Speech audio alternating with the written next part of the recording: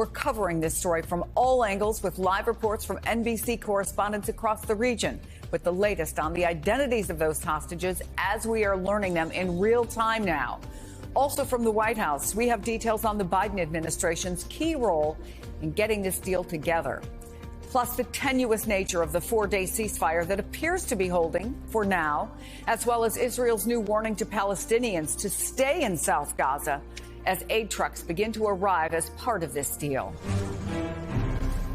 A lot to get to, and we want to get you the very latest this hour. We just learned, confirmed, 13 Israeli women and children held hostage by Hamas for over a month have been released. They are now safely in Israel, and they have been reunited with their families. Now, they will be carefully attended to by Israeli military forces before being brought to hospitals in and around Tel Aviv to receive medical attention. 10 Thai and 1 Filipino citizen have also been released this morning, according to Qatari officials. This first wave of hostages to be released does not include any Americans. That includes 3-year-old Israeli-American Abigail Mor-Adan. The preparations to receive the child hostages have been extremely delicate. The Israeli military has toys ready for them, as well as noise-canceling headphones to minimize their trauma as they're helicoptered away from the Gaza border region. Israeli soldiers have been instructed not to cover their faces so as not to scare the children. In the West Bank today, vans appearing to carry Palestinian prisoners have been seen outside an Israeli jail, presumably carrying the women and teenage boys who will be swapped for the hostages. And at the Rafah border crossing in southern Gaza today, we've seen aid trucks also arriving. That, as I said, also part of this deal. Joining me now, Jason Strasuzio, spokesman for the International Committee of the Red Cross. Jason, let me ask you, first of all, we are getting the names of 3 of the hostages. One of them is Margalit Moses. She is 78 years old, a cancer survivor.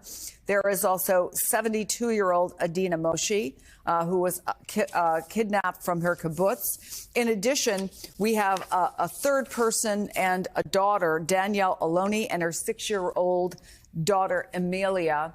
Can you give us any more information about the hostages themselves or anything about their conditions?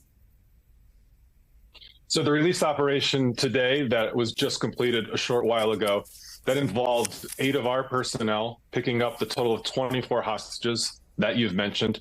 They were transported across Gaza from the possession of Hamas into the hands of Egyptian and Israeli officials in 4 vehicles with a bright red cross on the side of them from the International Committee of the Red Cross.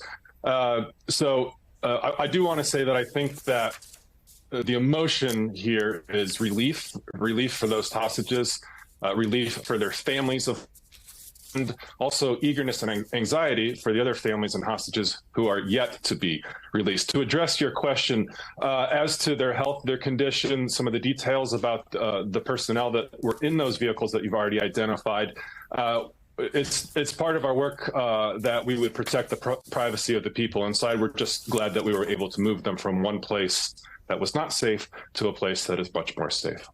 We just got some information from the IDF. This may not be news to you, but it is news for us that they are currently with both IDF Special Forces and ISA forces with the released hostages. They underwent that initial military assessment inside Israeli territory, will continue to be with IDF soldiers as they make their way to Israeli hospitals where they will be reunited with their families. At this moment, what is the Red Cross part of this? Our part was that neutral intermediary, the trusted middleman, which is a vital aspect of this operation, to be trusted by both Hamas and to be trusted by Israel to safely carry this out. As for those hostages that you mentioned, for the 24 that were released today, our role is over.